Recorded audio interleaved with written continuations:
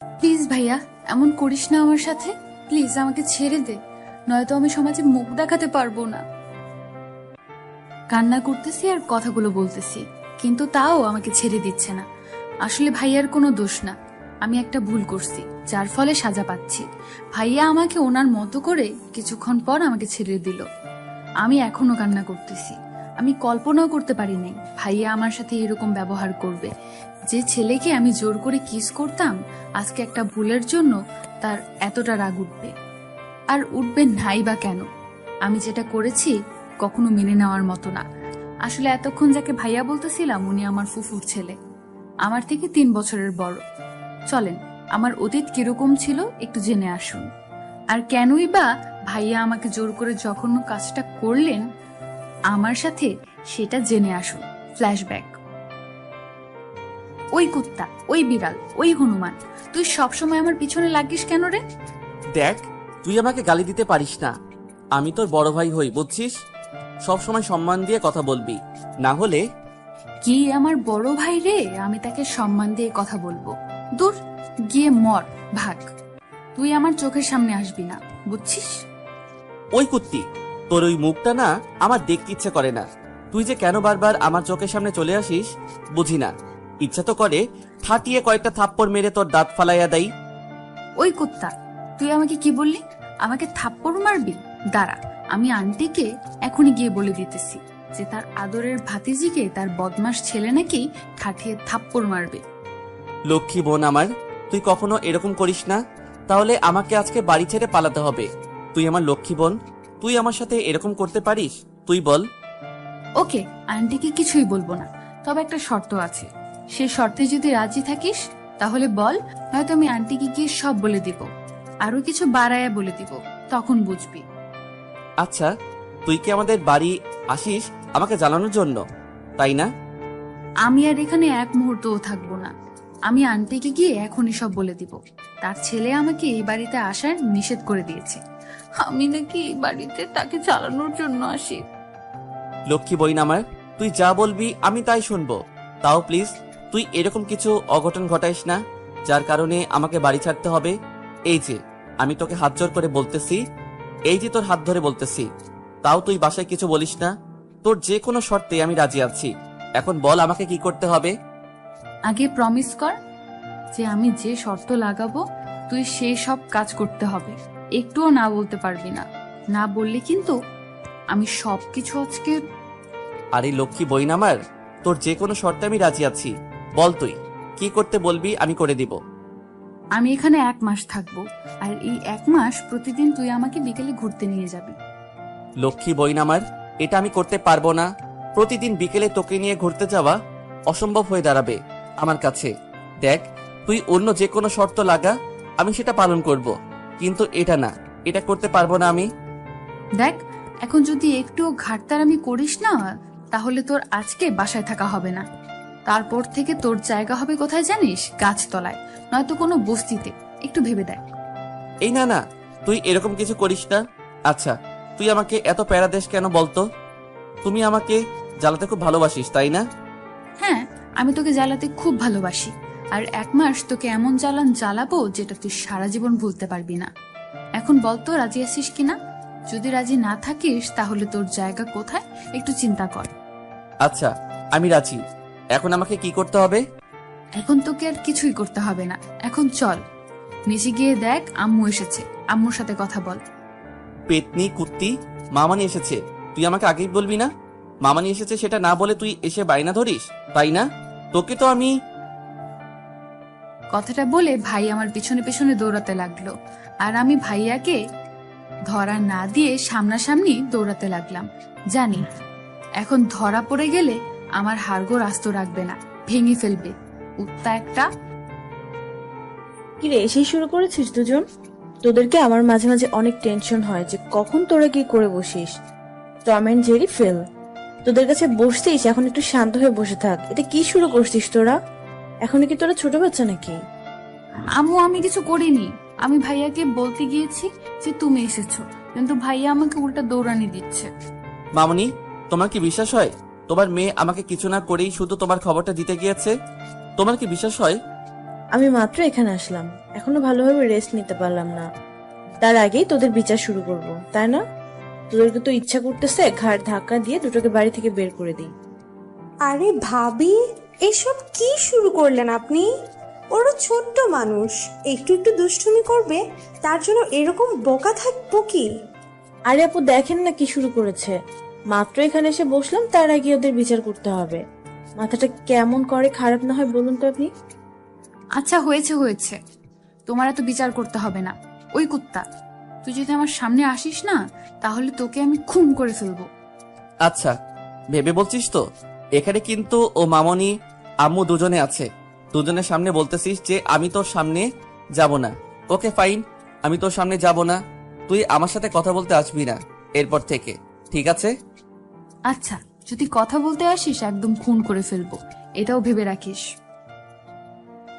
এটা আমি কি করতেছি? ওকে যে শর্ত লাগিয়েছি সেটা তো আমার মনে নেই। রাগের মাথায় আমি কি সব বলতেছি। এটা কিন্তু ঠিক না, তুই আমার সাথে চিটিং করতেছিস। শর্তটা মাথায় রাখিস, নয়তো তোকে কি করব সেটাও ভেবে রাখিস। কিসের শর্ত আর কি মনে রাখবে?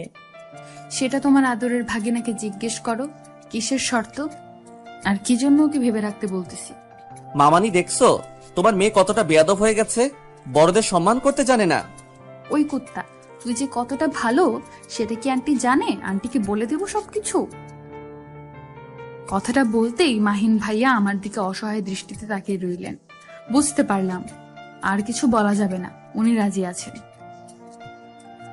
বাদরটা কি করেছে রে মা, আমাকে বল। দেখ বাদরটাকে আমি কি সাজা দেই। না থাক, তেমন কিছু করে নাই। যদি কিছু করে তো আমি তোমাকে সরাসরি বলে দিব, তুমি ওর উচিত শিক্ষা দিবে, তাই না আন্টি? যদি তোকে কিছু বলে না, আমাকে বলবি, তারপর দেখবি বাদরটাকে আমি বাসা থেকে বাহির করে দেব। আদর পেয়ে একদম মাথায় চড়ে বসে আছে। আম্মু এটা কিন্তু ঠিক হচ্ছে না। আমি যথেষ্ট ভদ্র একটা ছেলে, তুমি আমাকে এভাবে পচাতে পারো না। মামনি দেখো না কি বলতেছে আম্মু এগুলা। আরে আপু থাক না এসব, বাদ যা। তোরা দুজন তোদের রুমে যা, আমরা আমাদের মতো গল্প করি। তারপর ভাইয়া ভাইয়ার রুমে চলে গেল এবং আমি আমার রুমে চলে আসলাম। অনেক দূর জার্নি করে এসেছি তো, তাই অনেকটা ক্লান্ত লাগতেছে। কিন্তু রুমে গিয়ে বিছানায় শরীরটা এলিয়ে দিলাম।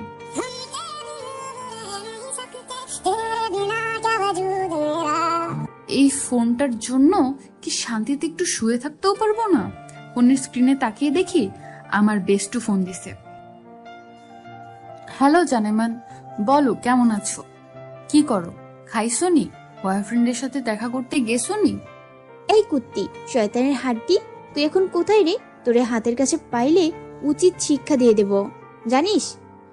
আরে বাবা, আমি আবার কি করলাম? তুই আমার উপর এমন ক্ষেপে আছিস কি জন্য? জানেমান, তুমি জানো না তোমাকে ছাড়া আমার কিছুই ভালো লাগে না। দেখ, এখন একদম ন্যাকামি করবি না। তুই করতে পারলি আমার সাথে এরকম? তুই কেন করলি এরকম আমার সাথে বলতো? উফ, আমি কি করতেছি সেটাই আমি জানি না। আর তোর কি হয়েছে? এরকম ভাবে কথা বলতেছিস কেন? কোনো সমস্যা হয়েছে নাকি? কুত্তি, আমার বিয়ে সামনের শুক্রবার, আর তুই আমার সাথে কথা না বলে তোর বাপের বাসায় চলে গেলে এটা কি ঠিক করেছিস তুই? তোকে যখন হাতের কাছে পাবো না, ইচ্ছা মতো ধোলাই করব। আরে জানেমান, আমি তোর বিয়েতে খুব তাড়াতাড়ি উপস্থিত হব, তুই দেখ। এবং আর আমার সাথে তোর দিদিও যাবে। মানে? মানে তোকে বুঝতে হবে না। আচ্ছা বল, তোর বিয়া কবে আর কোন ছেলের সাথে? বললাম তো আমার বিয়ে শুক্রবার, আর ছেলেটা ইঞ্জিনিয়ার। তুই তো জানিস আমি কত ছেলেকে প্রপোজ করেছি, কেউ রাজি হয়নি। এখন কি করব বল? এখন বাবা মায়ের পছন্দ হয় বিয়েটা করে নিতে হচ্ছে। আচ্ছা, ভালো কাজ করছিস, বাবা মায়ের লক্ষ্মী মেয়ে তুই। এখন ফোনটা রাখি, আমার বরকে একটু জ্বালিয়ে আসি। তারপর ফোনটা কেটে দিয়ে বিছানায় আর মন টিকলো না, উঠে ভাইয়ার রুমে চলে গেলাম।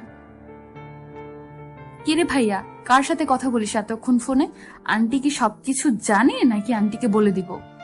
আরে আমি আমার এক বন্ধুর সাথে কথা বলতেছি, আমি কোনো মেয়ের সাথে কথা বলি না। আমি বুঝছি, এরকম পাগলামো একটু কম করে করবি। তুই কি আমার উপর রাগ দেখাচ্ছিস? আন্টি তখন কি বলেছিল মনে নাই তোর? নাকি আবার মনে করিয়ে দেব তোকে? থাকবই না, আমার সবকিছু মনে আছে, আর তোকে নতুন করে কিছু মনে করে দিতে হবে না। এখন বল, তুই কি জন্য আমার রুমে এসেছিস? কেন, তুই কি বলতে চাচ্ছিস? আমি যেন তোর রুমে না আসি, এটাই তো? তাই না? দাঁড়া, আমি আন্টিকে সব বলে দিচ্ছি। তুই যে কোনো মেয়ের সাথে কথা বলিস, আমি তোর রুমে গেলে তুই আমাকে ছাড়ি মারিস। তুই কি আমাকে একটু শান্তিতে থাকতে দিবি না? আমার ফোনটা নিয়ে চেক করে দেখ, আমি কোনো মেয়ের সাথে কথা বললাম নাকি আমার ফ্রেন্ডের সাথে কথা বললাম। আর তুই আমাকে এসব কি আজাইরা কথাবার্তা বলতেছিস বলতো? আচ্ছা, সব কথা বাদ, এখন বিকেলে রেডি থাকিস আমাকে ঘুরতে নিয়ে যাওয়ার জন্য। না হলে কিন্তু তোর কি করব আমি নিজেও জানি না। আচ্ছা, ঘুরতে নিয়ে যাব। এখন তুই আমার রুম থেকে আসতে পারিস, যখন সময় হবে আমি ঠিক তোকে নিয়ে যাব। এখন প্লিজ তুই এখান থেকে যা। ও বুঝছি, আমি এখান থেকে না গেলে তুই তো আবার কথা বলতে সমস্যা হয়। আমি কোনো মেয়ের সাথে কথা বলতেছি না, কিন্তু তোকে খুব বিরক্ত লাগতেছে এই মুহূর্তে। এত বকবক করিস কেন তুই? কত দেখি। আরে আল্লাহ রে, তুই এটা কি বললি? আমি বকবক করি? আমি বাসায়, তুই কি বলতে চাস তো শুনি। আমি কিছুই বলতে চাচ্ছি না এখন, তাই তোকে ভালোই ভালোই বলছি, তুই রুম থেকে বেরিয়ে যা, নয়তো তোকে আমি এখন কি করব নিজেও জানি না। কি বললি? আমি রুম থেকে বের হব না, দেখি তুই আমাকে কি করতে পারিস। কথাটা বলে আমি আরো এগিয়ে গেলাম। আমার এগিয়ে যাওয়া দেখে ভাইয়া আরো অনেক রেগে গেল। রেগে গিয়ে আমাকে একটা মেয়ে তার বিছানায় শুইয়ে দিল। আমাকে বিছানার উপর শুইয়ে দিয়ে ভাইয়া আমার উপর চড়ে বসলো। আমার হাত ভাইয়ার 2 হাত দিয়ে বিছানার মধ্যে চেপে রেখেছে, আমাকে একটু নড়াচড়া করতে দিচ্ছে না। এখন যদি উল্টাপাল্টা কিছু করে ফেলি তখন কেমন হবে বলতো? তুই আমাকে এত জ্বালাস কেন? তুই আমাকে কিছুই করতে পারবি না, সেটা আমি খুব ভালো করে জানি। বুঝেছিস গাধা কোথাকার?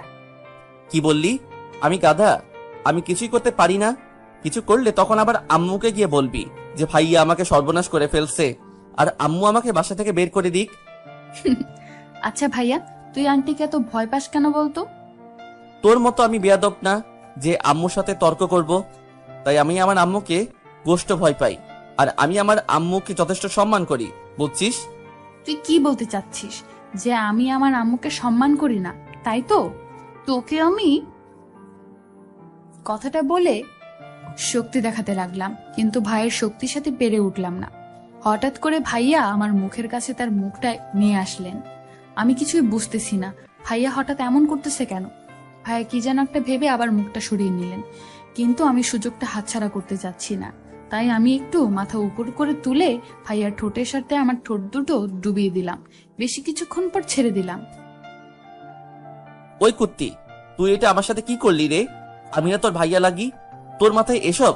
ছি! আমি তোকে আজকে থেকে না, অনেক ছোটবেলা থেকেই ভালোবাসি, বুঝছিস? আর আমি আমার ভালোবাসার মানুষের সাথে কি করব না করব সেটা আমার একান্ত বিষয়। এটা কখনো হয় না, বুঝছিস? তুই আমার বোন হস, অন্য কিছু না যে তোর সাথে আমি রিলেশন করব। আমি তোকে আমার বর বানাবো, এটা যে কোনো মূল্যে, কথাটা মনে রাখিস। আর যদি তোকে আমি না পাই না, আমি এই দুনিয়া ছেড়ে দিব। কথাটা বলে ভাইয়াকে ধাক্কা দিয়ে বিছানায় ফেলে দিয়ে আমি ভাইয়ার রুম থেকে চলে আসলাম। আজকে মনে মনে অনেক খুশি, কারণ ভালোবাসার মানুষের ঠোঁটের ছোঁয়া পেলাম। আজকে আমার অনেক দিনের স্বপ্ন এটা, কিন্তু আজকে সেটা পূরণ করে ফেললাম। কখনো ভাবতে পারিনি যে এরকম করে আমার স্বপ্নটা পূরণ হয়ে যাবে। আমি ভালো করে জানি ভাইয়া এত সহজে আমাকে মেনে নিবে না, এর জন্য আমাকে অনেক কাঠখড় পোড়াতে হবে। এখন দেখা যাক কোথায় গিয়ে দাঁড়ায়। সেদিনের মতো আর কিছুই হলো না। পরের দিন সকালে আমি ঘুম থেকে উঠে দেখি অনেকটা বেলা হয়ে গেছে। তাড়াহুড়ো করে রুম থেকে বেরিয়ে ভাইয়ার রুমে উকি দিয়ে দেখি ভাইয়ার রুমে নেই। মনটা একদম খারাপ হয়ে গেল। মন খারাপ করে ছাদে যাচ্ছিলাম, ছাদে গিয়ে দেখি ভাইয়া এক কোণে দাঁড়িয়ে সকালটা উপভোগ করতেছে। আমি চুপি চুপি ভাইয়ার পেছনে গিয়ে ভাইয়াকে একটা খোঁটা দিলাম।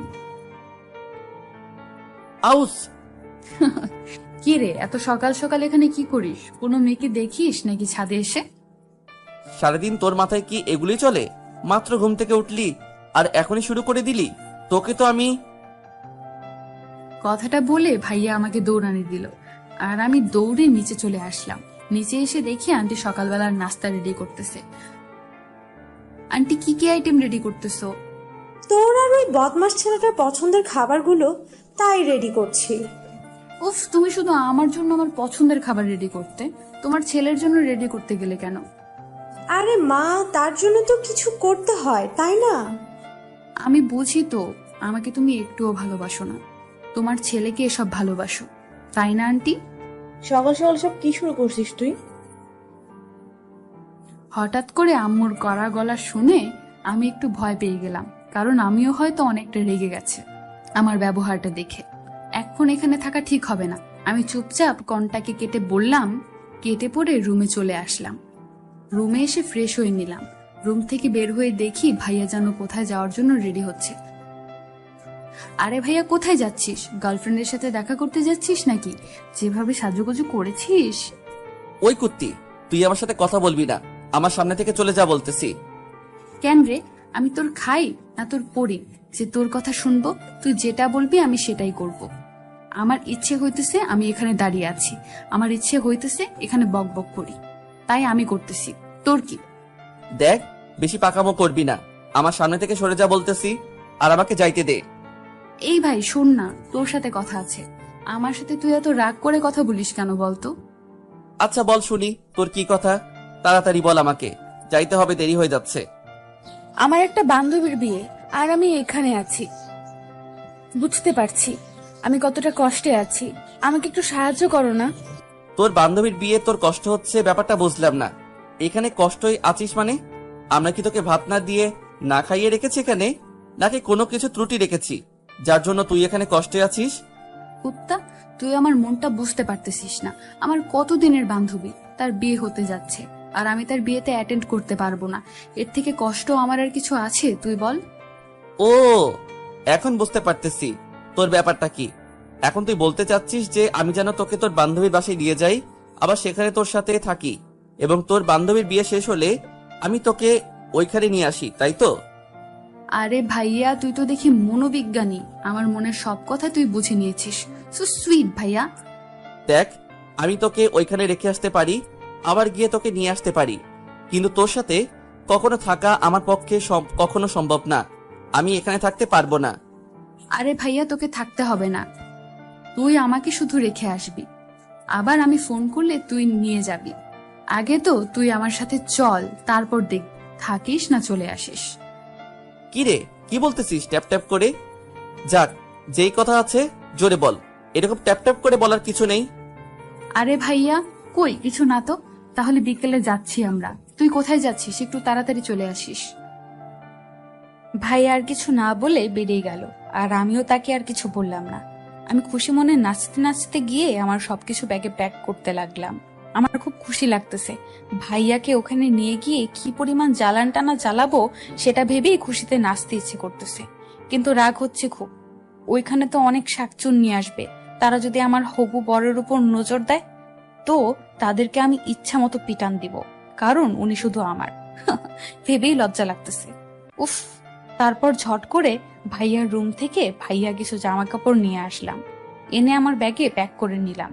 কারণ ভাইয়া যদি জানতে পারে যে আমি তার কাপড় সঙ্গে নিয়েছি, তাহলে হয়তো রাগ করে আমার সাথে যাবে না। তার থেকে ভালো যে আমি তাকে না জানিয়ে তার কাপড়গুলো নিয়ে নিয়েছি, আর ওখানে গিয়ে যে কোনো প্রকারে তাকে আটকায় রাখবো।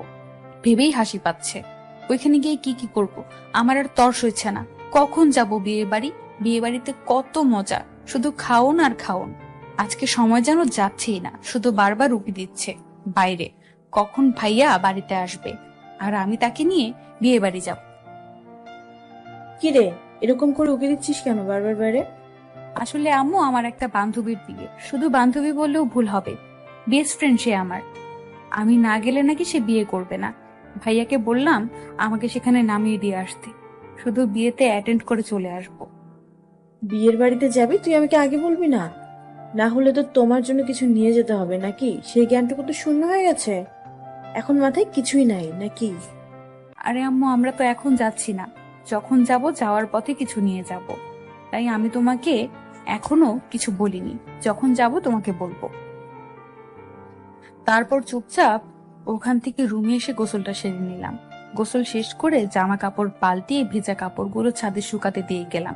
ছাদ থেকে নেমে এসে দেখি ভাইয়া বাসার ভেতর প্রবেশ করতেছে। ভাইয়াকে দেখে বোঝা যাচ্ছে অনেক ক্লান্ত আছে, এখন ডিস্টার্ব করা ঠিক হবে না, একটু রেস্ট নিক, তারপর ডিস্টার্ব করা শুরু করব। এখন ডিস্টার্ব করতে গেলে রাগ করে না যেতে পারে, আর না গেলে তো আমার সব প্ল্যান ভেস্তে যাবে। একটু পর দেখলাম ভাইয়া আমার রুমে আসলো।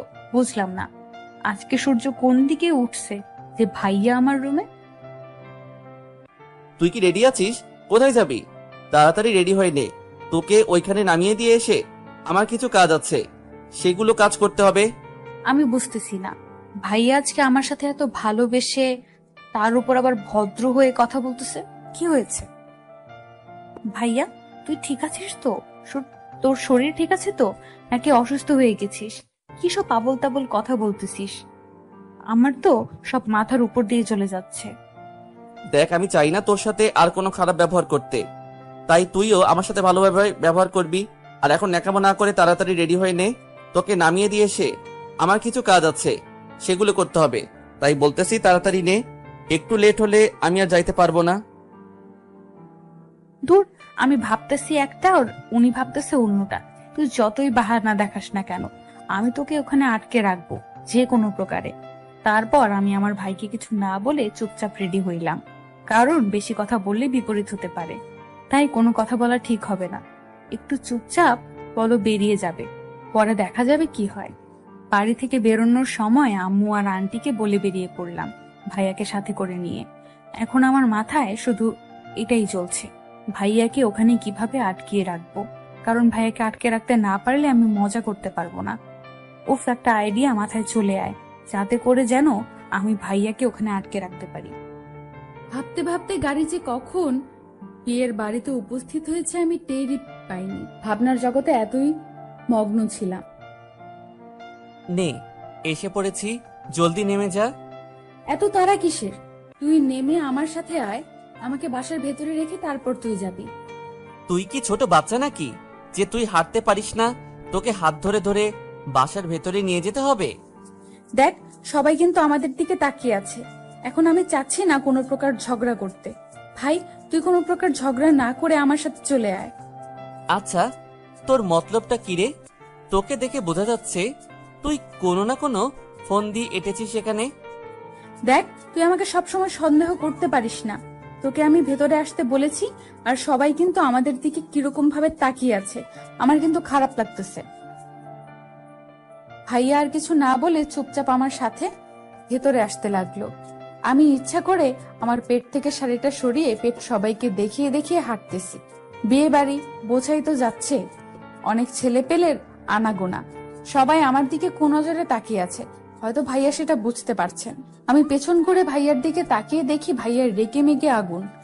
ভাইয়ার চোখের দিকে তাকানো যাচ্ছে না, মনে হয় ওই চোখ দিয়ে আগুনের শিখা এসে আমাকে শেষ করে দিবে। ভাইয়া কিছু না বলে চুপচাপ জোরে হেঁটে এসে আমার হাত ধরে টেনে হিচড়ে নিয়ে যেতে লাগলো। সবাই আমাদের দিকে অবাক দৃষ্টিতে তাকিয়ে আছে। কি রে, তুই বিয়ের বাড়িতে এসেছিস কি সবাইকে তোর পেট দেখিয়ে বেড়াইতে? কি করব বল, আমাকে তো শাসন করার মতো কেউ নেই, তাই আমার যেটা ইচ্ছা সেটাই করব। আর তুই তো এখন চলে যাচ্ছিস, তারপর ভেবে দেখ আমি আরো কত কি করতে পারি। মানে তুই বোঝাতে যাচ্ছিস আমি এখান থেকে চলে যাওয়ার পর তুই সব ছেলের সাথে লুতুপুতু করবি, তাই তো? আমি লুতুপুতু করতে যাব কেন? তারাই তো আমাকে। থাক, ওসব কথা বলতে নি, তোর নাকি কাজ আছে, তুই চলে যা। তো তুই কি মনে করছিস তোকে পাহারা দেওয়ার জন্য আমি এখানে থাকবো? এটা কি হয়ে গেল? আমি তো ভাবলাম যে না, জেলাস ফিল করবে আর আমাকে সবার থেকে আলাদা রাখার জন্য ভাইয়া এখানে থেকে যাবে। আমার তো প্ল্যান কাজে দিল না, এখন কি করা যায়? আচ্ছা, তুই তোর মতো এনজয় কর, তোর যেটা খুশি সেটাই কর, আমার কিছু যায় আসে না, বুঝছিস? তুই যেটা ভেবেছিস সেটা কখনোই না। আর আমি এখন বাসায় যাচ্ছি। কথাটা বলে ভাইয়া চলে যেতে লাগলো। এই ভাইয়া, তুই এখানে বান্ধবীর সাথে যদি দেখা করে না যাস, তাহলে আমার বান্ধবী আমাকে ইচ্ছা মতো পিটানি দিবে। প্লিজ, আমার জন্য অন্তত তুই আমার বান্ধবীর সাথে দেখা করে যা। তুই যেমন পেতনি, তোর বান্ধবীটা ঠিক তোর থেকেও বেশি পেতনি, তাই তোর পেতনি বান্ধবীকে দেখার থেকে না দেখাই ভালো। এই যে মিস্টার, যা কিছু বলছেন একটু ভেবে চিন্তে বলবেন, আমি কিন্তু পিছনে দাঁড়িয়ে আছি। আমি অবাক হয়ে গেলাম, কারণ রুহি পেছনে দাঁড়িয়ে আর আমার এতক্ষণ ধরে ঝগড়া করতেছে। ওর দিকে আমি একটুও তাকানোর সময় পাইনি। তারপর রুহি এগিয়ে এসে আমার পাশে দাঁড়ালো। এই যে মিস্টার, কি জানি বলতেছিলেন? পেতনির বান্ধবী আরো বেশি পেতনি, তাই তাকে দেখানোর প্রয়োজন হয় না আপনার, তাই না? মামা, মানে হয়েছে কি? ভাইয়া এমন ভাবে তোতলাচ্ছিল যেটা দেখে আমি না হেসে থাকতে পারলাম না। আমি হা হা করে হেসে দিলাম। আমার হাসি দেখে ভাইয়া অনেকটা রেগে গেল, চোখ গরম করে তাকালো আমার দিকে। ভাইয়ার চোখ দেখে বোঝা যাচ্ছে যদি এই সময়ে ভাইয়া আমাকে একা পেত তাহলে ইচ্ছা মতো পিটানি দিত আমাকে। আমি আমার হাসি বন্ধ করে দিলাম এবং চুপচাপ সোজা হয়ে দাঁড়িয়ে রইলাম। আর ভাইয়া ভিতর মতো সামনে মাথা নিচু করে দাঁড়িয়ে আছে। আপনাকে এখন আমি একটা শাস্তি দেব। যদি একটুও না বলেন তাহলে তো আপনাকে আমি পুলিশে দেব। আপনি কি জানেন আমার বাবা পুলিশ? ভাইয়া যেই শুনেছে রুহির বাবা পুলিশ, ভাইয়ার শরীর কাঁপতে লাগলো, কারণ ভাইয়া কোনোদিন পুলিশের খপ্পরে পড়েনি। ভাইয়ার এই অবস্থা দেখে আমি রুহির কানে কানে বললাম যে বেশি রকম ইয়ার্কি করিস না, পরে আবার তুই ওর ফাঁদে পড়ে বিপদে পড়বি। এখন হয়তো তোকে ভয় পাইতেছে, কারণ সত্যিটা জেনে যাবে। যখন সত্যিটা জেনে যাবে তখন তোর অবস্থা নাজেহাল করে ছেড়ে দিবে। তাই বেশি রকম পাগলামো না করে ভাইয়াকে কি করে এখানে রাখা যায় সেটা ভেবে বের কর, কারণ আমি ওকে ছাড়া এখানে ভালো মতো থাকতে পারবো না। ইসরে, আমার বান্ধবীটা দেখে আমার প্রেমে হাবুডুবু খাচ্ছে যে আমাকে ছাড়া এক মুহূর্তও থাকতে পারবে না। আমার কানে ফিসফিস করে বলল রুহি, আচ্ছা ভাইয়া, আপনাকে তেমন কোনো শাস্তি দেওয়া হবে না। আপনার শুধু কাজ হবে, আমার যেহেতু বিয়ের 3 দিনের আয়োজন, কালকে গায়ে হলুদ, পরশুদিন বিয়ে, আর আপনাকে পরশুদিন সন্ধ্যা পর্যন্ত এখানে থাকতে হবে। মানে এটা আবার কোন ধরনের শাস্তি? আমি যেহেতু আপনাকে পেতনি বলেছি, সেহেতু আপনি হয়তো 2-1টা থাপ্পড় দিবেন আমাকে। আমাকে দিয়ে আমাকে ছেড়ে দিন, আমি চলে যাচ্ছি, কিন্তু আমি এখানে থাকতে পারবো না। ওকে মিস্টার, আপনাকে এখানে থাকতে হবে না, তাহলে জেল হাজতে গিয়ে থাকেন এই 3 দিন। আমি আব্বুকে বলে দিচ্ছি। প্লিজ ভাইয়া রাজি হয়ে যা না, এখানে থাকাটাই বেটার হবে। জেলে গিয়ে থাকতে পারবি না, মশার কামড়, তারপর আবার কত রকম জঘন্য মানুষ থাকে ওখানে। আমি থাকতে পারি, তবে একটা শর্ত আছে। আমি আমার মতো থাকবো, তবে আমি কারো কোনো কথায় চলতে পারবো না। আমার ইচ্ছা মতো আমি এখানে থাকবো। পরশুদিন সন্ধ্যা হলে আমি এখান থেকে চলে যাব। তারপর রুহি আমাকে আর ভাইয়াকে নিয়ে উপরে চলে গেল। ভাইয়াকে একটা রুম দেখিয়ে দেওয়া হলো। ভাইয়া এই রুমে থাকবে আর আমি রুহি একসাথে থাকবো, কারণ আমাদের তো আলাদা মজা আছে। আমার মনে এখন লাড্ডু ফুটছে, কারণ ভাইয়াকে এই 3 দিনে এত পরিমাণ জ্বালাবো যেটা হয়তো এই 3 দিন আমার কাছে স্পেশাল হয়ে থাকবে। সেদিন রাতে আর কোনো মজা হলো না, সবাই খাওয়া দাওয়া করে ঘুমিয়ে পড়লাম। পরের দিন সকালবেলা আমি ভাইয়ার রুমে গিয়ে দেখি ভাইয়া এখনো ঘুমিয়ে আছে। ভাইয়ার ঘুমানোর স্টাইলটা অনেক মজাদার, কেমন হাত পা ছড়িয়ে ছিটিয়ে ঘুমিয়ে আছে। এই ভাইয়া, সকাল হয়ে গেছে, উঠে পড়। দেখ, ডিস্টার্ব করবি না। সকাল সকাল আমি পরে উঠবো, এখন পারবো না। এটা কিন্তু তোর বাসা না, আমার বাসা না যে তোর ইচ্ছা মতো ঘুম থেকে উঠবি।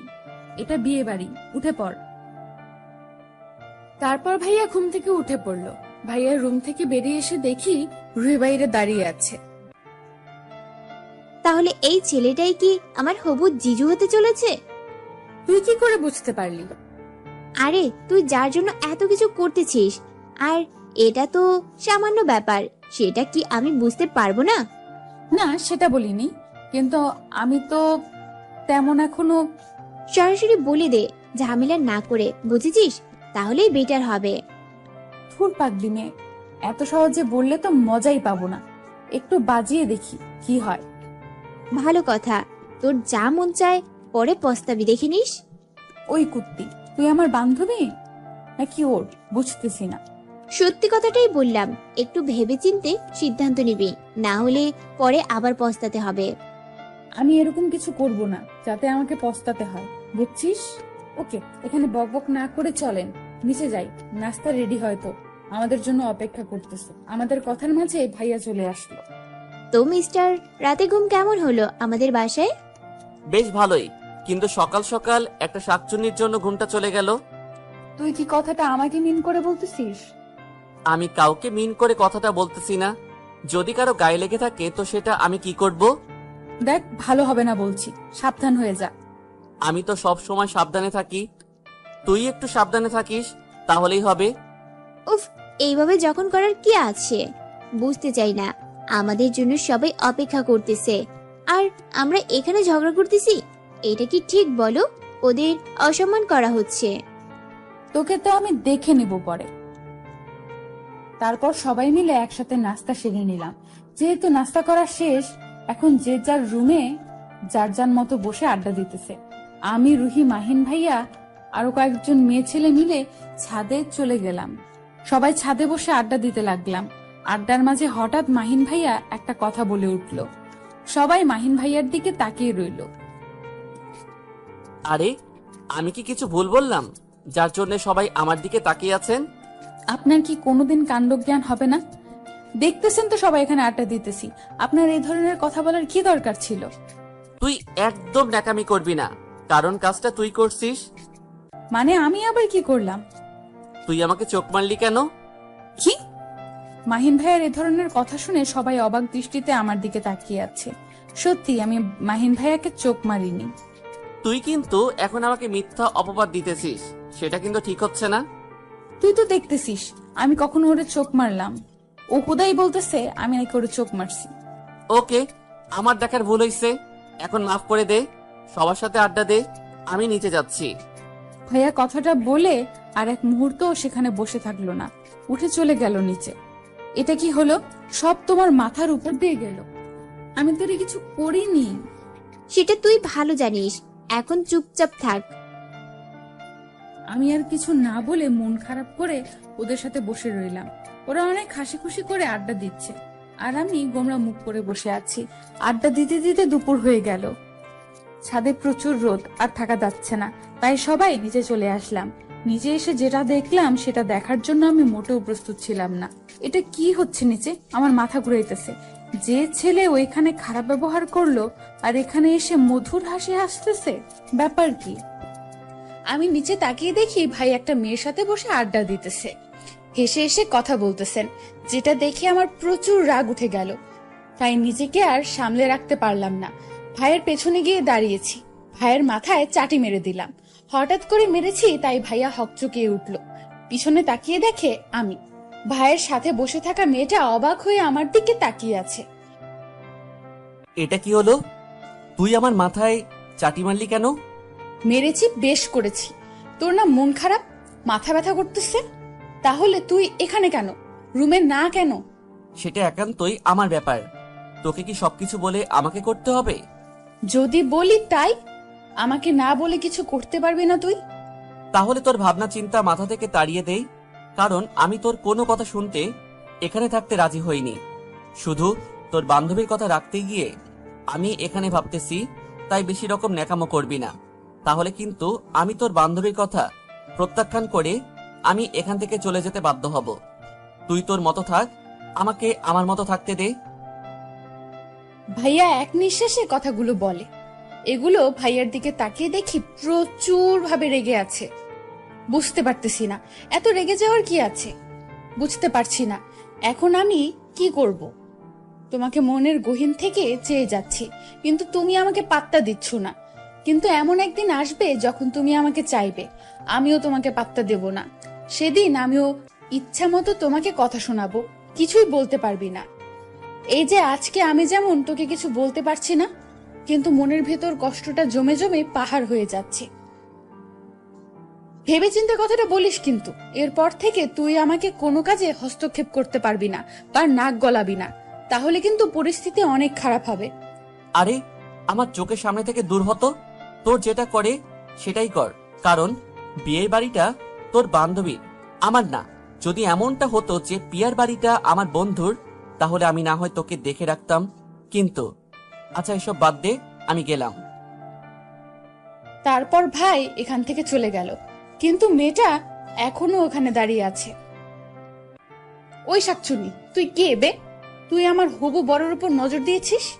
তোর এত দেমাক কিসের? যেখানে মাহিন তোকে পাত্তা দিচ্ছে না আর তুই বকবক করছিস কেন?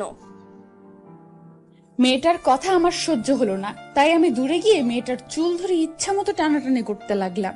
অনেকগুলো চুল ছেড়ে ফেলেছি মেয়েটার। মেয়েটা ব্যথা সহ্য করতে না পেরে হাউমাউ করে কান্না করতে লাগলো। উপস্থিত যত লোক ছিল বিয়ে বাড়িতে সবাই চারদিকে ঘিরে দাঁড়িয়ে রইল। আমরা দুজনের মাঝে আর আমার বান্ধবী রুহি এসে আমাদের দুজনকে আলাদা করে দিল। এটা কিন্তু বিয়ে বাড়ির কার, তাও আমার বিয়ে, তোদের মাঝে কি এই জ্ঞানটুকু নেই? সত্যি আমার ভাবতে অবাক লাগতেছে তোদের দুজনের এমন ব্যবহার দেখে। আমি কিছু না বলে চুপচাপ ওখান থেকে চলে আসলাম। রুমে এসে দরজা বন্ধ করে বিছানার উপর শুয়ে পড়লাম। বালিশে মুখ বুজে দিয়ে কান্না করতে লাগলাম। কেন আমি এমন করতেছি? সে তো আমাকে চায় না, তাহলে আমি কেন তাকে জোর করে পেতে চাচ্ছি? আমি হয়তো ভুলে গেছি জোর করে ভালোবাসা হয় না। বেশ কিছুক্ষণ ধরে কান্না করে যাচ্ছি। হঠাৎ করে দরজায় কে জানি ধাক্কা দিতে লাগলো, তাই বিছানা থেকে উঠে চোখের পানি মুছে দিয়ে দরজা খুলে দিলাম। দরজা খুলে দিয়ে তো আমি অবাক, দেখি দরজার সামনে ভাইয়া দাঁড়িয়ে আছে, তাও আবার চোখে মুখে অনেকটা ভয়ের ছাপ। বুঝতে পারছি হয়তো ভেবেছে আমি উল্টাপাল্টা কিছু করে ফেলবো। আমি দরজা খুলে দেওয়া মাত্রই ভাইয়া রুমে প্রবেশ করে নিল। এটা বিয়ের বাড়ি, তোর মাথায় আছে? এরকম কাজ করার কি দরকার ছিল শুনি? আমি কিছু না বলে চুপচাপ দাঁড়িয়ে আছি। কিরে, কথা বলিস না কি জন্যে? আমি তোমাকে কিছু জিজ্ঞেস করেছি, উত্তর দে। তুই এমনটা কি জন্য করলি? এটা বিয়ের বাড়ি। আমি জানি না, আমি কিছু বলতে পারবো না। তুমি আমার রুম থেকে চলে যাও। বেশি বকবক করবি না, হাঁটিয়ে থাপ্পড় মারবো। চিনিস তুই আমাকে? তোকে সেই পিচ্চি কাল থেকে চিনি, নতুন করে আবার কি চিনবো? হ্যাঁ, কত বড় সাহস হয়েছে আবার মুখে মুখে তর্ক করিস আমার সাথে? 100 বার তর্ক করব, তাতে তোর কি? আমার সামনে থেকে চলে যা বলতেছি। একদম ন্যাকা ষষ্ঠী সাজতে যাবি না। আমার যা ইচ্ছে আমি তাই করব। তুই তো একটু আগে বলে এসেছিস, তাহলে এখন আবার? তাই বলে তুই যা খুশি তাই করে বেড়াবি? যদি এই কথাগুলো আন্টির কানে যায়, আন্টি তো আমাকে প্রশ্ন করবে, আর তার জবাবদিহিতা করতে হবে আমাকে। তুই যেটা ভেবে ভয় পাইতেছিস সেরকম মেয়ে আমি না। আমি কখনো নিজের ক্ষতি করব না, তাই তুই নিশ্চিন্তে ঘুমাতে পারিস। কালকে বিয়ে, আজকে না ঘুমাতে পারলে কালকে তুই আবার মেয়েটাকে দেখতে পাবি না, কারোর সাথে কথা বলতে পারবি না। কত সুন্দরী সুন্দরী মেয়ে আসবে বিয়ে বাড়িতে, তাদের সাথে আপনার লাইন ক্লিয়ার করে নিস। সেটা তোকে বলতে হবে না, আমারটা আমি দেখে নিব। তোরটা তুই দেখ, এখন ঘুমিয়ে পড়। আমি তো ঘুমিয়ে পড়বো, তোকে বলতে হবে না। তুই আমার চোখের সামনে থেকে চলে যা, তাহলে আমার ঘুম চলে আসবে। ওকে, যাচ্ছি, তবে নিজের কোনো ক্ষতি করার চেষ্টা করবি না, তাহলে তোকে তো আমি। কথাটা বলতে বলতে ভাইয়া রুম থেকে বের হতে নিলেই আমি ভাইয়াকে ধাক্কা দিয়ে রুম থেকে বাহির করে দিয়ে রুমের দরজা বন্ধ করে নিলাম। তোর বক বক শোনার আমার সময় নেই, ঘুম পাচ্ছে খুব, ঘুমাবো। Good night. একটু একটু হলেও আমার প্রতি তোর টান তৈরি হচ্ছে, কালকে দেখ কি হয়। পরের দিন হালকা রোদের ঝিলিক মুখের উপর পড়তেই ঘুমটা চলে গেল। বাইরে অনেক চেঁচামেচি হচ্ছে, বিয়ে বাড়ি বলে কথা, মেহমান দিয়ে ভর্তি বাড়ি। সবাই যে যার মতো গল্প করতেছে, আড্ডা দিতেছে। তাই আমি আর রুমে শুয়ে না থেকে দরজা খুলে বাইরে তাকিয়ে দেখি অনেক লোকজনের সমাগম। পিচ্চি ছেলে মেয়ে দৌড়াদৌড়ি করতেছে, ছোটাছুটি করতে চায়, তাদের মাঝে অন্যরকম একটা আনন্দ হচ্ছে। আমরা ছোট থাকতে এরকম করতাম, সেই দিনগুলোর কথা এখনো মনে পড়তেছে। আমাদেরকে যখন আমাদের বাবা মা কোনো বিয়ে বাড়িতে নিয়ে যেত, আর সেইখান থেকে যত পিচ্ছি পোলাপান ছিল সবার সাথে আড্ডায় মেতে উঠতাম, আর এদের মতো দৌড়াদৌড়ি করতাম। কিন্তু এখন আর সেই দিনগুলো নেই। বয়সের সাথে সাথে মানুষের রুচিগুলোর পরিবর্তন আসে। ছোটবেলার এত কষ্ট ছিল না, ছিল না না পাওয়ার বেদনা বা যন্ত্রণা, এরকম কোনো অনুভূতি ছিল না। কিন্তু মানুষ যখন আস্তে আস্তে বড় হতে থাকে, তার সাথে অনেক কিছু জড়িত থাকে। ছোটবেলায় আমরা ভাবতাম কবে বড় হব, বড় হয়ে বিয়ে করব, তারপর শ্বশুর বাড়ি যাব, কত মজা করব, আনন্দ করব। আমি যখন ছোট ছিলাম তখন ভাবতাম বড়দের মতো সুখী এই পৃথিবীতে আর কেউ নেই। আর এখন আমরা বড় হয়েছি, এখন আমাদের ভাবনা ছোটদের মতো কেউ সুখী হতে পারে না। আর ছোটবেলার সেই স্মৃতিগুলো আমাদের জীবনের সাথে রয়ে যায়, কখনো ভোলা সম্ভব হয় না সেই স্মৃতিগুলো।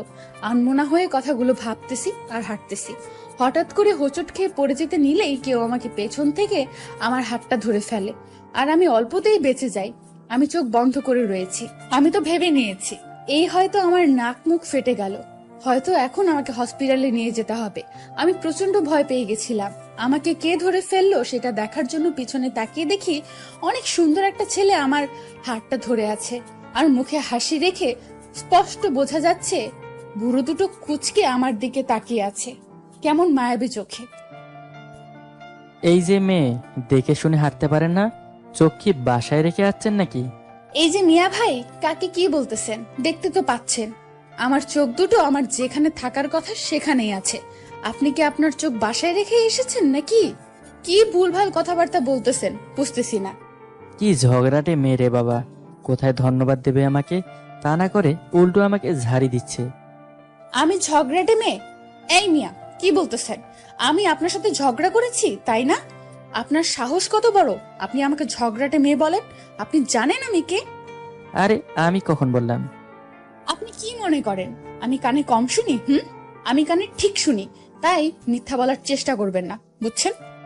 বুঝলাম, আবার কেরাসও খাইলাম। মানে কি বললেন? জোরে বলেন। কিছু না, বাই। ছেলেটা চলে গেল। আমি ওর নিচে না গিয়ে রুমে চলে আসলাম ফ্রেশ হওয়ার জন্য। এইদিকে ঘুম থেকে উঠে ফ্রেশ হয়ে নিচে এসে দেখি অনেক লোকের কোলাহল, সবাই বিয়ে বাড়ি নানা ধরনের কাজে ব্যস্ত। আমি শুধু একমাত্র ব্যক্তি যে কোনো কাজ করতে চাই না, শুধু হুদাই ঘুরে বেড়াচ্ছি, কোনো কাজ কাম নাই। আমি কোনো কাজ কাম নাই, তাই শুধু ঘুরে ঘুরে বাড়িটা পরিদর্শন করতেছি। কোথায় কিভাবে বাড়িটা সাজাচ্ছে, কোন দিকটা সব থেকে সুন্দর লাগতেছে, আমি শুধু এটাই ফলো করতেছি। আর কোন দিকে আমার খেয়াল নেই। পিচি পোলাপানগুলো দৌড়াদৌড়ি করতেছে, ছোটাছুটি করতেছে, একা একাই ঘুরতেছি। এখানে তো আমি তেমন কাউকে চিনি না, আর যার ফলে এখানে নিজেকে এতিমেতি মনে হচ্ছে। চুপচাপ এক সাইডে একটা চেয়ার নিয়ে বসে পড়লাম। কিছু স্যাড সং ছিল, সেগুলো চালু করে শুনতেছি। আমি মনে হয় একমাত্র ব্যক্তি যে বিয়ে বাড়িতে এসে স্যাড সং শোনা। আমি বেশ মনোরম পরিবেশ, অনেক ভালো লাগতেছে পরিবেশটা। সকালবেলা রোদের ঝিলিক, মৃদু বাতাস, আর আমি গাছের ছায়ায় বসে আছি। সবকিছু মিলিয়ে পরিবেশটা আমার কাছে অনেক সুন্দর লাগতেছে। হঠাৎ করে একটা মেয়েরই কণ্ঠ ভেসে এলো আমার কানে। এই যে মিস্টার, ছ্যাঁকা খেয়েছেন বুঝি? মানে কি বোঝাতে চাচ্ছেন আপনি আমাকে? আজব ব্যাপার, আমি এখনো প্রেম করলাম না, আবার ছ্যাঁকা খাইলাম কবে?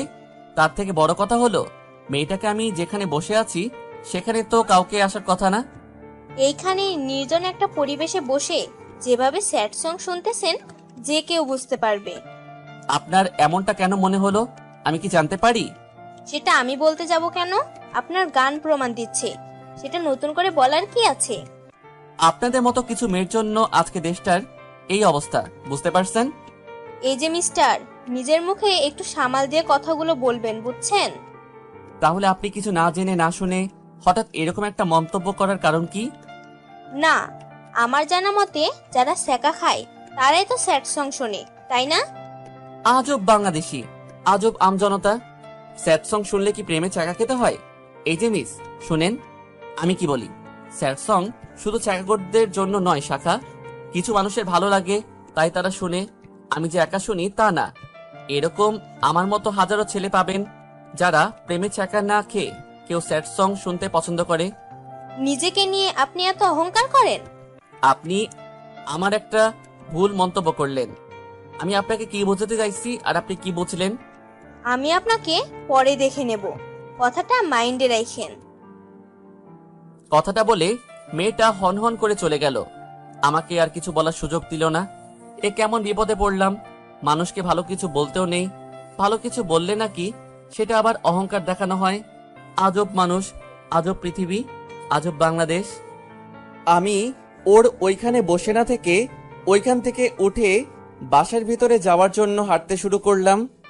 হাঁটতেছি, কথা ভাবতেছি। মেয়েটা যে কথাগুলো বলে গেল, কিছু জানে না, শোনে না, বুঝে না, হঠাৎ রিয়াকশন করে বুঝলাম না, আজব ধরনের মেয়ে। হাঁটতে হাঁটতে ওর বাসার ভিতরে প্রবেশ করলাম। ভিতরে গিয়ে তো আমি বেশ বড়সড় অবাক যে মেয়েটা আমার সাথে একটু আগে তর্ক করে আসলো, সেই মেয়েটা একটা ছেলেকে আমাকে দেখিয়ে দিচ্ছে। বুঝলাম না ব্যাপারটা কি। আমি ওই দিকে ভ্রুক্ষেপ না করে আমাকে যে রুমটা দেখিয়ে দেওয়া ছিল থাকার জন্য আমি সেই রুমে চলে গেলাম। রুমের ভিতরে গিয়ে দেখি শাকচুনিটা বসে আছে। আমি ফ্রেশ হয়ে এসে ভাইকে খুঁজতেছি, কোথাও পাচ্ছি না, তাই ভাইয়ের রুমে এসে বসে আছি। এখন তার দেখা মিলল। কোথায় গেছিল জনাব জানি না, হঠাৎ করে রুমের ভেতর প্রবেশ করলো। এই যে মিস্টার ভাইয়া, এটা কিন্তু তোমার এলাকা না যে যেখানে খুশি সেখানে চলে যাবে। আমি কি তোর মতো বাচ্চা নাকি যে আমি কিছু জানি না, চিনি না? দেখ, এখন তোর সাথে কোনো প্রকার তর্ক করার আমার ইচ্ছা নাই। নিচে আয়, নাস্তা করতে হবে। সবাই আমাদের জন্য অপেক্ষা করতেছে, আর মহাশয় নিরুদ্দেশ হয়ে গেছে। আমি একটু বাইরে গেছিলাম পরিবেশটা দেখার জন্য। পরিবেশটা বেশ ভালোই আছে, কিন্তু কিন্তু কি? কিছু না, চল নিচে যাই, নাস্তা করে আসি, তারপর গল্প করব। ওকে কথাগুলো বলা ঠিক হবে না, পুরাই গিয়ে ঝগড়া লাগাই দিবে। তারপর ভাইয়া সহ নিচে আসলাম। নিচে এসে দেখি সবাই যে যার মতো আড্ডা দিতেছে। আমরা গিয়ে সবাই নাস্তা করে নিলাম। চলো সবাই একটু বাইরে থেকে হাঁটাহাঁটি করে আসি। তারপর তো আর আমি তোমাদের সাথে আড্ডা দিতে পারবো না। আজকে থেকে আমি আমার ইচ্ছা মতো চলতে পারবো না, কারণ আমি এখন থেকে পরাধীন। এতদিন স্বাধীন ছিলাম। কি করবি বল, এটাই মেয়েদের জীবন। কেউ যুদ্ধ করে স্বাধীন হয়, আর আমরা ইচ্ছে করে পরাধীন হই। সেটা পুরোটা নির্ভর করে তোমাদের উপর, কারণ তোমরা যদি তোমাদের স্বামীদের সাথে ভালো ব্যবহার করো, কখনো তোমাদের স্বামী তোমাদের সাথে খারাপ ব্যবহার করবে না। আর ছেলেদের একটু রাগ বেশি হয়, তো তার সাথে যদি তোমার তাল মিলিয়ে ঝগড়া শুরু করে দাও, তাহলে তো সমস্যা। ছেলেরা বুঝি ধোয়া তুলসী পাতা, তাদের কোনো দোষ থাকে না? আমি কি একবারও বলছি যে ছেলেদের কোনো দোষ থাকে না? বলতে হয় না, তোর কথায় বোঝা যাচ্ছে তুই কি বলছিস। দেখ, আজকে আমার বিয়ে, অন্তত আজকে তোরা ঝগড়াটা বন্ধ করে রাখ। কালকে বাসায় গিয়ে দুজনে ঝগড়া করে নিস। আজকে অন্তত দুজন ভালো থাক। তারপর শুধু আড্ডা হলো, আর কোনো প্রকার ঝগড়া করলাম না দুজনে, কারণ নিজে একটা মান সম্মানের ব্যাপার আছে। আড্ডা দিতে দিতে দুপুর হয়ে গেল। বর পক্ষ নাকি বিকাল 5টায় আসবে, তাই সবাই রুমে চলে আসলাম। বিয়ে বাড়িতে অনেক মেয়ে এসেছে, যে যার মতো সাজতে লেগে গেল। বিয়ে বাড়ি বলে কথা, মেয়েরা যদি না সাজে তাহলে কি বিয়েটা জমবে নাকি? আমি নীল শাড়ি পরলাম, নীল শাড়ির সাথে ম্যাচিং করা নীল ব্লাউজ পরলাম, কপালে ছোট একটা টিপ দিলাম, 2 হাত ভর্তি নীল চুড়ি, চুলগুলো এক সাইড দিয়ে ছেড়ে দিলাম। আমি ইচ্ছে করে নাভি বের করে রাখলাম, শাড়িটা নাভির এক সাইড দিয়ে পরে নিলাম। শাড়ির কুচিগুলো অনেকটা নিচে গুজে দিলাম, যাতে করে সম্পূর্ণ পেটটা দেখা যায়। এসব করতেছি তারও অন্যতম কারণ আছে। কারণ ছাড়া তো আর আমি এমনি এসব করতেছি না। কোনো মেয়ে তো আর ইচ্ছে করে তার পেট নাভি অন্য ছেলেকে দেখে বেড়াবে না, নিশ্চয়ই কোনো কারণ আছে যার জন্য আমি করতেছি। কারণটা আবার পরে বলবো, এখন বের হই। আর কিছুক্ষণ বাদেই বরপক্ষ চলে আসবে। রুহির বিয়ে একটা কমিউনিটি সেন্টারে হবে, সেখানে একটু পরেই আমরা সবাই চলে যাব। তাই সবাই রেডি হচ্ছে, কিন্তু আমার মাহিন বাবু কই? এখনো তো তাকে দেখতে পেলাম না। উফ, সবাই তো একে একে গাড়িতে উঠে যাচ্ছে, কিন্তু মাহিন বাবু কই তা তো দেখতে পাচ্ছি না। বাধ্য হয়ে আমি রুহির সাথে গিয়ে রুহির পাশে বসে পড়লাম। মাহিন বাবুকে আর দেখা হলো না। এই কষ্ট আমি কারে দেখাবো? প্রিয় মানুষটার মুখটাই দেখতে পারলাম না। কিরে, এইভাবে মুখ গোমড়া করে আছিস কেন? আমার তো বিয়ে হয়ে যাচ্ছে, আমার তো মুখ গোমড়া করে থাকার কথা, কিন্তু আমি তো খুশি আছি। কিন্তু তুই মুখ গোমড়া করে আছিস কি জন্যে? আর বলিস না, তোর জিজুর মুখটাই দেখতে পেলাম না, মনটাই খারাপ হয়ে গেল।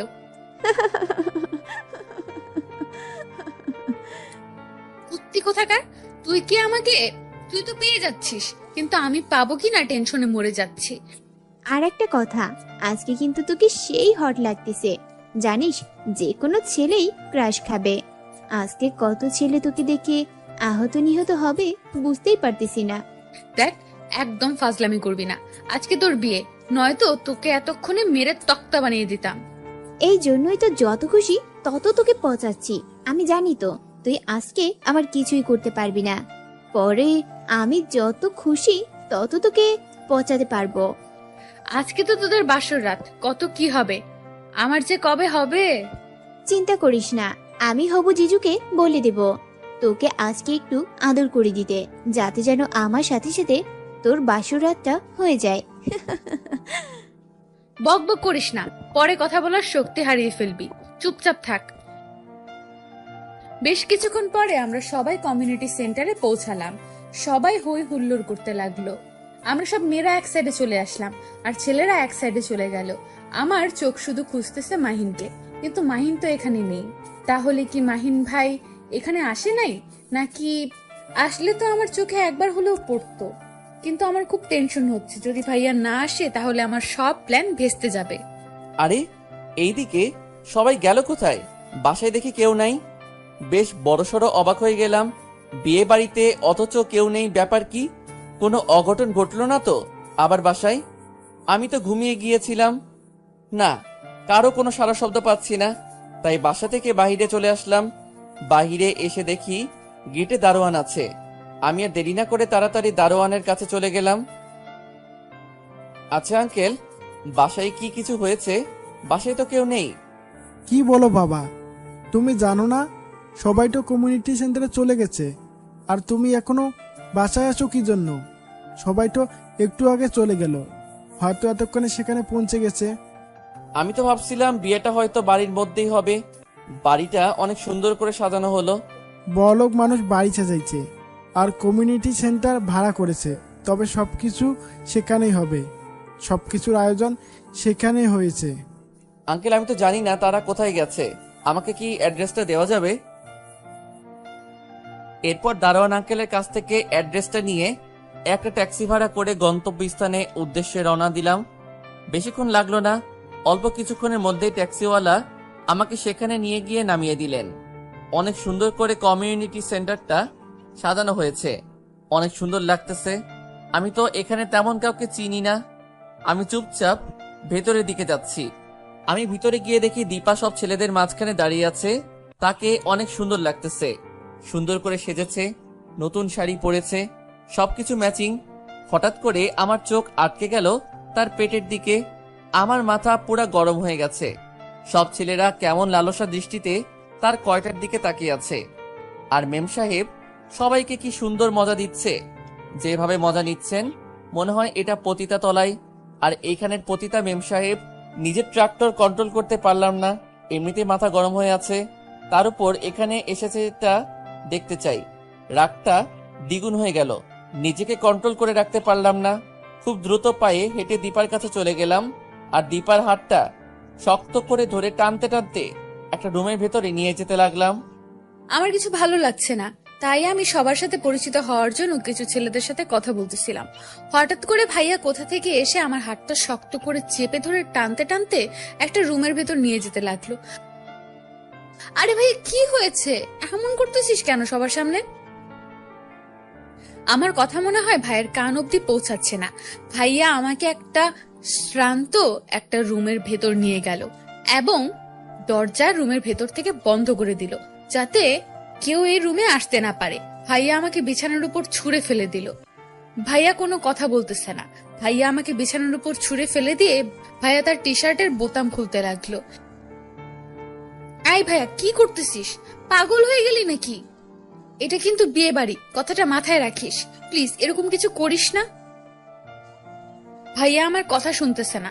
ভাইয়া গা থেকে শার্টটা খুলে ফ্লোরে ছুঁড়ে ফেলে দিল আর আমার উপর ঝাঁপিয়ে পড়লো। আমার বুক থেকে শাড়ির আঁচলটা সরিয়ে ফেলে দিল। আমি ভাইয়াকে নানাভাবে বাধা দেওয়ার চেষ্টা করতেছি, কিন্তু শক্তির সাথে পেরে উঠতে পারছিলাম না। ভাইয়া ক্রমশভাবে আমাকে ভোগ করতে চেয়েছে। আমি অনেকটা ভয় পেয়ে কান্না করতে লাগলাম, কিন্তু তাও আমাকে ভাইয়া ছেড়ে দিচ্ছে না। ভাইয়া তার ঠোঁট দুটো আমার ঠোঁটের সাথে এক করে দিল। আমি আর কোনো কথা বলতে পারতেছি না। আমি যতই কথা বলতেছি আমার মুখ থেকে শুধু শব্দটা বের হচ্ছে। ভাইয়া আস্তে আস্তে আমাকে অর্ধনগ্ন করে ফেললো। আমি অনেক জোরে জোরে কান্না করতে লাগলাম। বাইরে থেকে কয়েকজন এসে দরজা ধাক্কা ধাক্কি করতে লাগলো, কিন্তু ভাইয়া সেদিকে কোনো ভ্রুক্ষেপ নেই। ভাইয়া আমাকে তার ইচ্ছা মতো ভোগ করে নিল। আমি কখনো কল্পনাও করতে পারিনি যে আমি তাকে এতটা ভালোবাসি, সে আমাকে এইভাবে নির্যাতন করবে। আর আমি কি এমন ভুল করেছি যার জন্য আমাকে এইভাবে ভোগ করতে হলো? আমাকে বললেই তো হতো, আমি আমার সবকিছু উজাড় করে দিতাম। আমি কোনো কিছু না বলে চুপচাপ কান্না করে যাচ্ছি। সবার সামনে পুরো পেট উলঙ্গ করে রাখা কি তোর ফ্যাশন, নাকি তুই সব ছেলের ভোগ্যপণ্য? কোনটা? আমি শুধু হা করে তাকিয়ে আছি ভাইয়ার দিকে। ভাইয়া এসব কি বলতেছে? এতই যখন শখ অন্যকে তোর পেট দেখিয়ে বেড়াবি, তাহলে এইরকম হালকা কিছু দিয়ে শরীর ঢেকে রাখার কি আছে? সবকিছু খুলে সবার সামনে গিয়ে দাঁড়াতেই তাহলে তো ভালো হতো। আমি কখনো ভাবতে পারিনি যে ভাইয়া আমার সাথে এরকম ব্যবহার করবে, তাও আবার একটা বিয়ে বাড়িতে, কল্পনার বাহিরে। যে ছেলে সবসময় লাজুক লাজুক ভাব, সেই ছেলের ভিতর এই ধরনের স্বভাব সত্যি আশ্চর্যজনক বিষয়। তুই এটা আমার সাথে করতে পারলি? জানিস, আমি ভাবছিলাম তুই হয়তো এখানে আসিসনি। তুই ভেবে নিয়েছিস আমি এখানে আসিনি, তাই তুই সুযোগ পেয়ে গেছিস সব ছেলের সাথে নষ্টামি করার, তাই না? আমি না আসলেই বোধহয় ভালো হতো, তাহলে আমাকে এসব দেখতে হতো না, আর তোর সাথে এটা করতে হতো না। তো যেটা খুশি যাকে খুশি তার সাথে যা খুশি করতি, আমি দেখতাম না, কিছু বলতাম না, আর তোর সাথে আজকে এরকম খারাপ আচরণ করতাম না। তুই তো আমার পুরো কথাটা শুনতে পারতি। আমি তোর কোনো কথা শুনতে এখন রাজি না। আর শোন, আমরা এখন বাসায় যাচ্ছি, এইটাই ফাইনাল। দেখ, বিয়ের বাসর এটা অন্য কিছু না, তাও আবার অন বেস্ট বান্ধবীর। আমি চাই না আমার জন্য আমার বান্ধবীর উপর কোনো রকম প্রভাব পড়ুক, তাই বলতেছি। আমি তোর হাতটা ধরতে চাই, প্লিজ। এরকম কিছু সিনক্রেট করিস না যাতে করে আমার বান্ধবীর মান ইজ্জত নষ্ট হয়ে যায়। আমাকে কিছুক্ষণ সময়, যে বিয়েটা শেষ হলেই আমরা চলে যাব, তখন আর এখানে। দেখ, এটাই বললে তো পারতিস যে তুই ছেলেগুলোর সাথে আবার আড্ডা দিতে চাস, তাহলে তো আর আমি তোমাকে বাধা দেব না। আমি এখন চলে যাচ্ছি, তোর যা খুশি তাই কর। আর আন্টির যদি আমাকে কিছু জিজ্ঞেস করে তো আমি বলবো তুমি বিয়ে শেষ করে তারপর আসবে। আমার একটা জরুরি মিটিং ছিল, তাই আমি চলে এসেছি। ব্যাস, হয়ে গেল, আর কিছুই করা লাগবে না। তোর যা খুশি তাই কর। দেখ, তুই আমার এত বড় সর্বনাশ করলি, তাও আমি তোকে কিছু বলতেছি না। আমি তোকে ভালোবাসি, তাই। আর শোন, তুই এটা কখনো ভাবতে পারিস না যে আমার কোনো রাগ বাজেট নেই। আমি যে কোনো প্রকারে তোকে চাই, সেটা কালকের মধ্যেই। দেখ কি কি হয়। তুই কি আমাকে হুমকি দিচ্ছিস? আচ্ছা, আমিও দেখে নেব তুই কিভাবে আমাকে পেতে পারিস। আমি আমার গায়ের শার্টটা পরে ঠিক করে নিলাম, তারপর বাইরে বেরিয়ে আসলাম। আমি ভাইয়ের সাথে আর কোনো প্রকার কথা বললাম না। আমাকে এখন প্ল্যান করতে হবে কিভাবে আমি ভাইকে বিয়ে করে নেব। আমি বাইরে বেরোনোর সাথে সাথে সবাই আমাকে ঘিরে ধরে দাঁড়িয়ে রইল, আর অনেকেই জিজ্ঞেস করতে লাগলো ভিতরে কি এমন হয়েছে যার জন্য আমার কান্নার আওয়াজ শুনতে পেল। আমি তাদেরকে তেমন কিছুই বললাম না, কারণ এখানে কিছু বলা সম্ভব না। নিজের মান-ইজ্জত এর একটা ব্যাপার আছে। আমি চুপচাপ রুহির কাছে চলে গেলাম। তারপর আস্তে আস্তে বিয়ের সব কার্যক্রম শুরু হতে লাগলো। একসময় বিয়েটা শেষ হয়ে গেল, আর আমি আমার বান্ধবীকে বিদায় জানিয়ে বাসার উদ্দেশ্যে রওনা দিলাম ভাইয়ের সাথে গাড়ি করে। গাড়িতে যতক্ষণ ছিলাম কেউ কারোর সাথে কথা বলিনি। যে ছেলে আমাকে জোর করে ভোগ করলো, সেই ছেলে আবার আমাকে ধমক দেয়, আমার উপর সহানুভূতি না দেখিয়ে আমাকে চ্যালেঞ্জ করে। তার সাথে আমি কেন কথা বলবো? আমিও দেখিয়ে দিব আমি কি। তারপর বাসায় পৌঁছাতে পৌঁছাতে অনেক রাত হয়ে গেল। আমি গাড়ি থেকে নেমে সোজা বাসার ভেতরে প্রবেশ করলাম। বাসার ভেতরে প্রবেশ করে দেখি সবকিছু অন্ধকার, তাই আমি আমার বাসার ভেতরের লাইটটা দিয়ে আমি আমার রুমে চলে গেলাম। রুমে গিয়ে ফ্রেশ হয়ে সুন্দরভাবে ঘুমিয়ে পড়লাম। আমাকে এখন ঘুমাতে হবে, কালকে আমার হাতে অনেক কাজ। পরের দিন সকালে আমি খুব ভোরে উঠে আন্টির কাছে চলে গেলাম। আন্টি, আমি তোমাকে একটা রিকোয়েস্ট করতে চাই। আমি তোমার পা পর্যন্ত ধরে বলতেছি, প্লিজ আন্টি, তুমি আমার রিকোয়েস্টে অ্যাকসেপ্ট করবা? আরে পাগলি মেয়ে, আমি কি কখনো তরফদার না করেছি? তুই যা চাইবি আমি তাই দেব। বল, কি চাস তুই আমার কাছ থেকে? আন্টি, আমি লজ্জা শরমের মাথা খেয়ে তোমাকে একটা কথা বলতে চাচ্ছি। আমি তোমার ছেলেকে বিয়ে করতে চাই এক্ষুনি। বিয়ে করতে চাস? ভালো কথা। আমি তোর মায়ের সাথে কথা বলি, তারপর দিন ঠিক করি, তারপর ধুমধাম করে তাদের দুজনের বিয়ে দেন। আমার কিচ্ছু লাগবে না, আমার শুধু তোমার ছেলে হলেই চলবে। দিবে তো বিয়েটা? সেটা ধুমধাম করে হোক আর নর্মালি হোক, তাই না? তারপরও আমাদের তো 10টা না 5টা না, একটা মাত্র ছেলে। আর তুই আমার একটা মাত্র ভাতিজি, তোদের বিয়ে কি আমি এমনি এমনি দিতে পারি? সোসাইটি একটা ব্যাপার আছে, বোঝার চেষ্টা কর। আমি কিছু বুঝতে চাচ্ছি না। আমি চাচ্ছি আমাদের বিয়ে এখনই হবে, পরে তোমাদের ইচ্ছা অনুযায়ী সব অ্যারেঞ্জমেন্ট করো। আমি বলতেছি কি আন্টি, আমাদের বিয়েটা দিয়ে দাও, কাউকে জানানোর প্রয়োজন নেই। কাজী অফিসে ঢুকে আমাদের বিয়েটা দিয়ে দাও, পরে ধুমধাম করে দিও সবাইকে জানিয়ে। আচ্ছা, বলছি কি, তোদের মাঝে কি এমন হয়েছে তোরা কালকে রাত্রে বাসায় এসেছিস? স্যার আজকে সকালে তুই আমাকে বিয়ের কথা বলতেছিলি, ব্যাপার কি? তুমি কি আমাকে সন্দেহ করতেছো? যদি আমাকে সন্দেহ করো, আমি আমার বাসায় চলে যাচ্ছি, আর কখনো আমি আমার এই মুখ তোমার সামনে নিয়ে আসবো না। যদি কখনো আসি তাহলে মরা মুখ দেখবে তুমি আমার। তারপর আমি এক সেকেন্ডও দেরি না করে সবকিছু প্ল্যান অনুযায়ী করে ফেললাম। একটু পর ভাইয়া ঘুম থেকে উঠে বাইরে আসতেই আমাদের প্ল্যান অনুযায়ী কাজ শুরু করে দিলাম। ভাইকে ছলে বলে কৌশলে কাজের সামনে নিয়ে আসলাম। কাজীকে আগে সব বলে রেখেছি, তাই কাজী সবকিছু রেডি করে রেখেছে। শুধু ভাইয়ের একটা সই হলেই এই বিয়েটা হয়ে যায়। ভাইয়াকে আন্টি বলা মাত্রই ভাইয়া কাগজটাতে সই করে দিল, আর আমাদের বিয়েটা হয়ে গেল। ভাইয়া টেরও পেল না যে ভাইয়া কত বড় একটা ভুল করলো, আর চ্যালেঞ্জটাতে হেরে গেল। তারপর যে যার মতো আছে, কেউই কিছু বুঝতে পারলো না যে আমাদের বিয়েটা হয়ে গেল। শুধু আমি, আম্মু আর আন্টি তিনজনে জানি। যে যার মতো আড্ডা দিতেছি। এইভাবে সারাটা দিন কেটে গেল। আড্ডা দিয়ে গল্প করে ভাইয়ের সাথে তেমন কোনো কথা হয়নি, আর বিয়ে ব্যাপারে কোনো কথা হয়নি। আমি আমার মনের মতো সবকিছু কাগজ রেডি করে রেখেছি। রাতে বাসর করব তো, তাই প্রমাণ না দিলে তো বাসর করতে দেবে না, তাই এখনই প্রমাণ দিতে হবে। প্রমাণ দিতে সবকিছু প্রস্তুত করে নিচ্ছি। সন্ধ্যা পেরিয়ে রাত হয়ে গেল। আমি ভাইয়ার রুমটা খুব সুন্দর করে সাজিয়ে নিলাম। নিজের বাসর রাতের ফুলসজ্জার রাত নিজেই সাজিয়ে নিলাম। কখনো কল্পনাও করতে পারিনি যে নিজের বাসর রাতে নিজেই সাজাবো। এইরকম ভাগ্য কয়জনের হয় যে নিজের বাসা নিজেই সাজিয়ে সবকিছু পরিপাটি করে সবকিছু তার স্বামীর হাতে তুলে দিবে? আমার জানা মতে আমি প্রথম। ভাইয়া ডিনার করে এসে দেখে আমি নববধূর সাজে বিছানার মাঝখানে বসে আছি। ভাইয়া আমাকে দেখে বেশ বড়সড় অবাক ও হয়ে গেল। এসবের মানে কি? আমি কোনো প্রকার কথা না বলে চুপচাপ ভাইয়াকে একটা কাগজ ধরিয়ে দিলাম ভাইয়ার হাতে। ভাইয়া কাগজটা পড়ার পর, তুই কাজটা কিন্তু ঠিক করলি না। তুই কখনো আমার কাছ থেকে স্ত্রীর অধিকারটা পাবি না। সেটা আমার ব্যাপার, আমি পাবো কি পাবো না, কিন্তু বিয়েটা তো তোকে করলাম, তখন বাসরটা আমিই করব। পাগল হয়ে গেছিস নাকি মাথার ব্রেন শট হয়েছে নাকি? আমার সবকিছু ঠিক আছে। তুই যেহেতু জোর করে আমার সাথে সব করতে পারিস, তাহলে আমিও সব করতে পারি। এখন তো আমি পূর্ণাঙ্গ অধিকার নিয়ে তোর সাথে সবকিছু করব, সবকিছু আদায় করে নিব, কারণ আমরা এখন স্বামী স্ত্রী। স্বামী স্ত্রীর মাঝে এসব বৈধ।